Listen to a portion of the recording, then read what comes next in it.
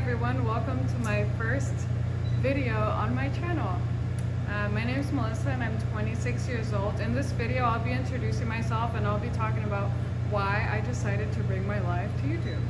I'm 26 now, I'll be 27 in August, and I started M95. I've been in the industry since I was 14. I would come with my dad to his shop and I would sit in his office, I would watch him program, and he would make me do little tasks. Here's 100 screws, here's 10 bags, put 10 screws in each bag. So back in the day he used to do a lot of assembly, so I would help him with little things like that. You know, it'd give me like 50, 60 bucks, and you know, I'd save my money. I always enjoyed coming to the shop and watch him work. When I was about 18, I did some modeling, I did some commercials. He wasn't too happy about that. I think he really just wanted me to be a part of the shop. And then I started going to college, and I wanted to rebuild car engines. And I took a couple engineering classes and I didn't like them. I didn't pass the first time I took the first engineering class. And I took a lot of CAD classes, CAD/CAM classes, and I really enjoyed the design classes that I took with Autodesk at school. So that was always stuck with me, and also being usually the only woman in the shop. Everywhere I've been, being here at the shop too, working when I turned 16 to 18 or to like 20, I was still the only woman in the shop. And then, so school didn't really work out. I came to my dad and I said, hey, like, you know, give me a better position at the shop, give me a chance. So I would run the press brake, I would run the lasers, I would help him in assembly, I would do shipping and receiving. I was in shipping and receiving for a while, just packaging parts and delivering them. But then, you know, it just, like, it wasn't enough. And I remember I went on vacation, I came back, and there was these two CNCs, the two Haas. I have a VF3 and a VF2 over here. And he said, hey, I got these machines so you could learn. I want you to learn them. And I said, okay, whatever, you know, I've never seen a CNC before. I don't know anything about CNC, right? Everything was new to me. Night machines, they look like nothing like the other machines in the shop. So he came on the weekend. He came 2 Saturdays in a row. First Saturday, he showed up pretty drunk. My dad was upset. The man made me feel uncomfortable. And my dad said, we're gonna try one more time and just learn as much as you can from it and we'll go from there. I said, okay. The guy came back the second week, was still drunk and was really weird. Could barely understand the guy. I think I barely learned how to probe a part in the corner, in the middle of the part. Like, you know, set the probe in the middle and probe it, whatever. So I barely learned how to do that. And my dad said he's not gonna come back, so figure it out on your own.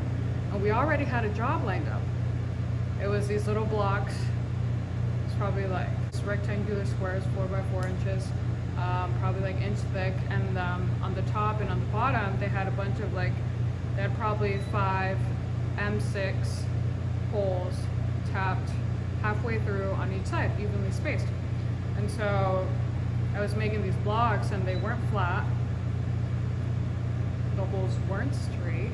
I mean, at the end it worked out, but it was really hard. It was a lot of tears and a lot of, Mom, I don't understand how to do this. I don't want to do this. And my dad said, there's schools, like, you can learn. There's schools out there you can learn. And I'm like, yeah, whatever, sure.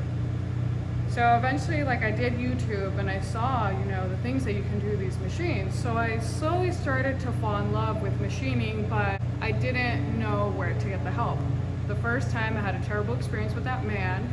So finding help was like kind of hard. My dad has friends who are machinists, but at the same time, they didn't really want to help or teach me, which is like understandable. Like, I guess it's just more competition, right? So eventually I went to the local GC in town where I live, and there's a machine shop. They have all brand new Haas, whole shop, super beautiful. So I went there and I talked to the teacher. I said, hey, like, I'm a machinist, I work at a shop, I want to learn.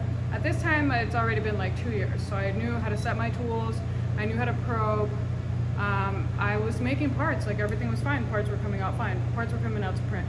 So I just wanted to learn the basics. I wanted to learn more terminology. I wanted to just sit in a class. I wanted somebody to teach me.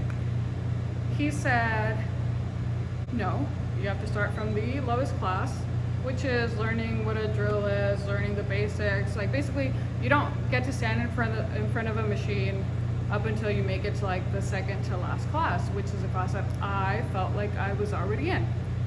So after going back and forth with him and telling him like I need to learn, this is a part of my job, I really want to learn, I think he finally said, yeah, sure, you can come sit in the class, but I'm not going to give you credit and you're not going to get enrolled in the class. So I said, fine, like I don't need the credits anyway, like my dad's not going to ask me for a certificate, it's fine. I walk into the class one day and I show up kind of late, maybe like a week later, because class was only twice a week. And I hear him and he says, who does that girl think she is? Women aren't machinists. And like I hear him and I stop.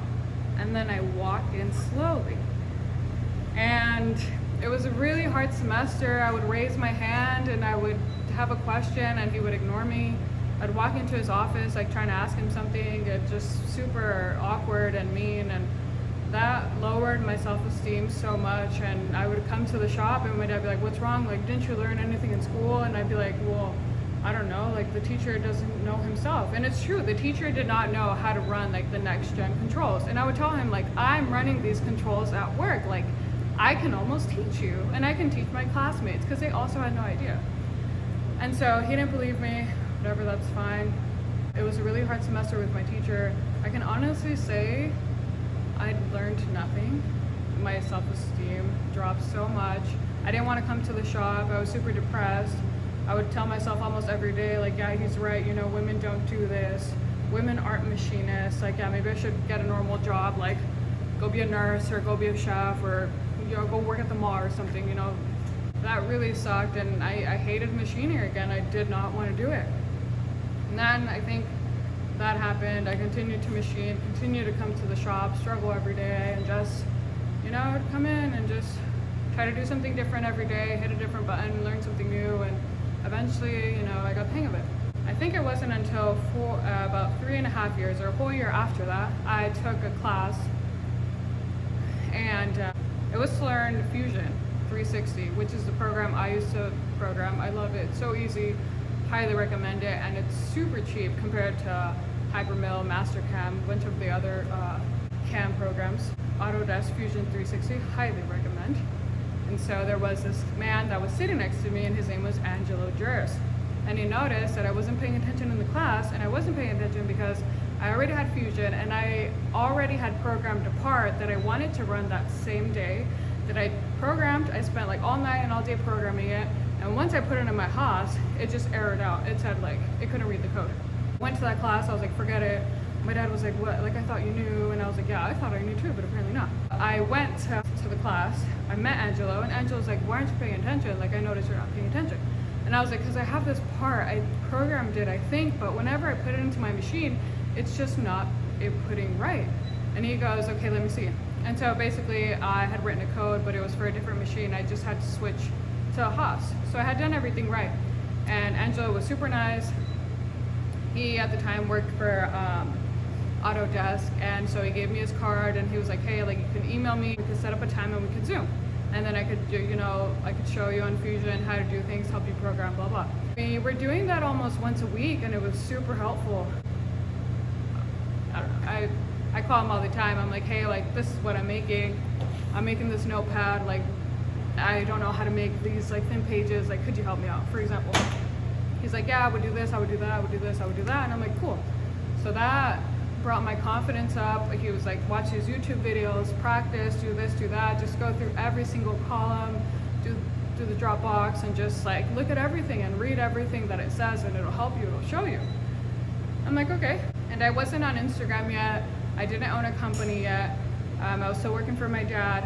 I went on Instagram and I hashtagged like machinist, and then a bunch of stuff came out, like so many people from all around the world. And then I found Elo, she's from the Netherlands, women machinist on Instagram, and I messaged her and I said, oh my god, you're a machinist, you're a woman, like, so am I, I'm from California, the United States, like, this is what I do. And she was super nice, so welcoming. She made me feel so comfortable. She put me in this group chat with about other 30 women that are machinists from around the world. Girls that have 5,000 followers, 10,000 followers, 30,000 followers, girls that have been doing this for like 5, 10 years, 20 years. And I'm thinking I'm the only girl in the world that does this, but no, there are girls in 10 minutes from my home. I met a girl that lives like an hour from me. We met for lunch one time. It was so nice. There are girls in Southern California. There are girls on the east side. There are girls in Italy, in Mexico, Colombia. There are girls everywhere, and it was so nice to feel welcome and feel accepted. You know, I could talk to these girls and we can all talk about the same thing. I mean, I would try to talk to my girlfriends back home like, hey, this is what I made at the shop. Everybody just look at me like, cool, yeah, I guess we get it. So that happened, and then so last year in 2021, after COVID, after everything, I decided to finally open up M95 Machining. And I decided to open my shop because I love machining so much.